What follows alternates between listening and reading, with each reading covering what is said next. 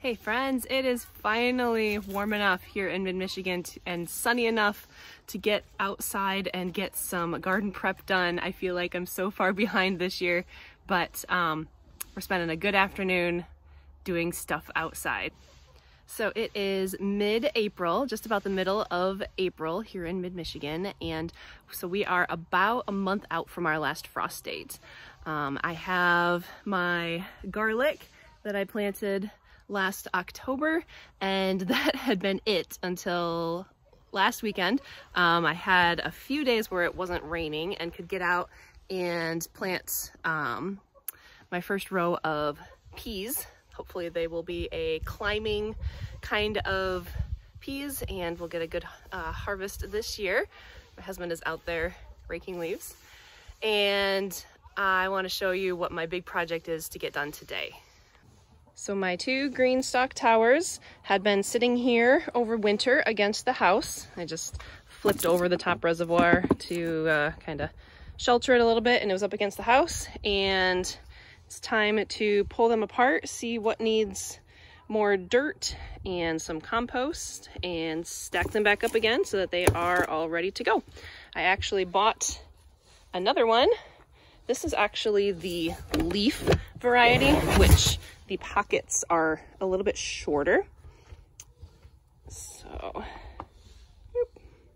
they're a little bit shorter, and they come with 7 pockets in the full size instead of 5 tiers on the original. So just a quick reminder, if you are interested in trying vertical gardening, growing up instead of out in your garden, if you're strapped for space or you want to try something else, I'll leave my affiliate link for the GreenStalk towers in the description here. And if you use my link, you can get $10 off. I also will be posting on Instagram and on my favorite things page on my blog if there are ever any sales, which there are a number of sales throughout the year. So follow me there if you want to know more about that. So this is my second year using the GreenStalk towers. Last year was my very first time using them, and I was really pleased with that. I'll leave some links to my reviews of how last year went and putting these things together for the first time last year.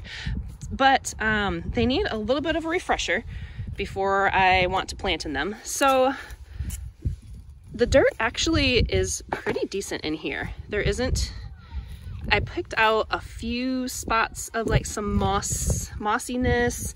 I don't really care about the leaves and little sticks that fall in here. That'll just compost down and be good.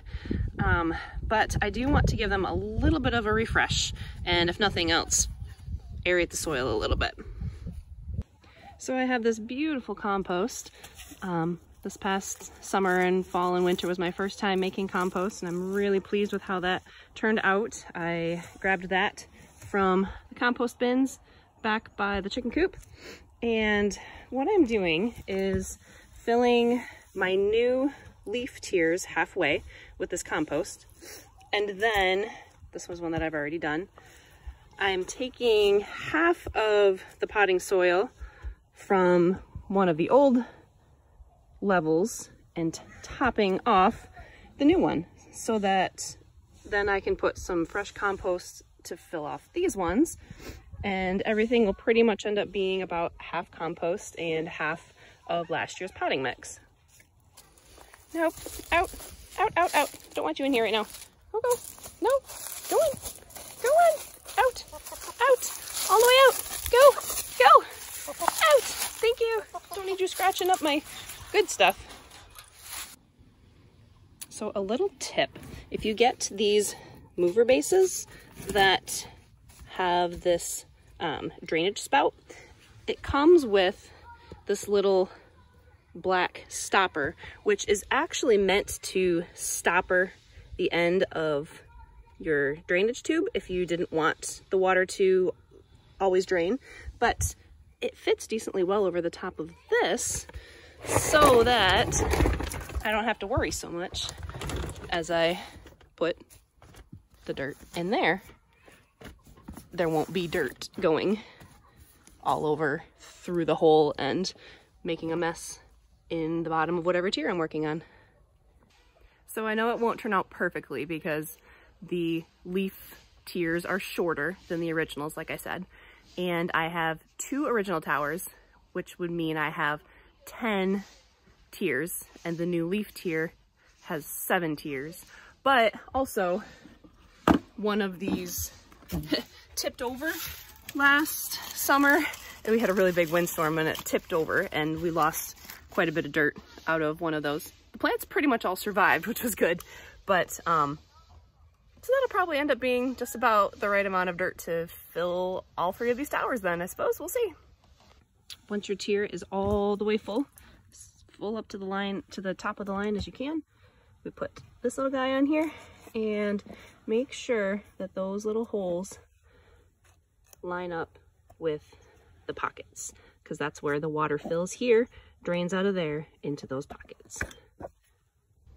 So really quick, here is our compost setup. It's next to the chicken coop here. I will leave a link in the description to how we put this together. It was really, really easy. So it's just 3 pallets lined with chicken wire. And I started by last spring when we cleaned out the chicken coop, dumped it all in there, and then added to it throughout the summer, turning it. And then at the end of summer, we added on another section to it, and we continued to turn this one, but started adding to this one. Hey, chicken. So now, as we've turned it and turned it and turned it, this has become nice black dirt that we can use in our garden. The only trouble is some of it is still frozen on the very bottom. So I've been scooping from this all day and some of it's still frozen, but it's gonna work, right, Penny? Yep. Make some good dirt for our garden? Yeah. What do you want to grow in our garden this year? Beans. Beans? You like green beans? Yeah. So then, yes, we put the cinder blocks in the front because then it's easily movable so that we can get back at it. And since our chicken's free range, they can come in and scratch it up and get the bugs and add to it. So as I've been scooping it out into here, there are some larger chunks that, like this, we had some corn cobs. And so they're a little bit bigger, some of these bigger sticks. I'm just tossing them over into that side to finish decomposing. But for the most part, I'm not worried about leaves or some of these wood chips and chunks and things. They will do just fine in the garden, but some of these bigger chunks, I'll just toss over there to be ready to go next time.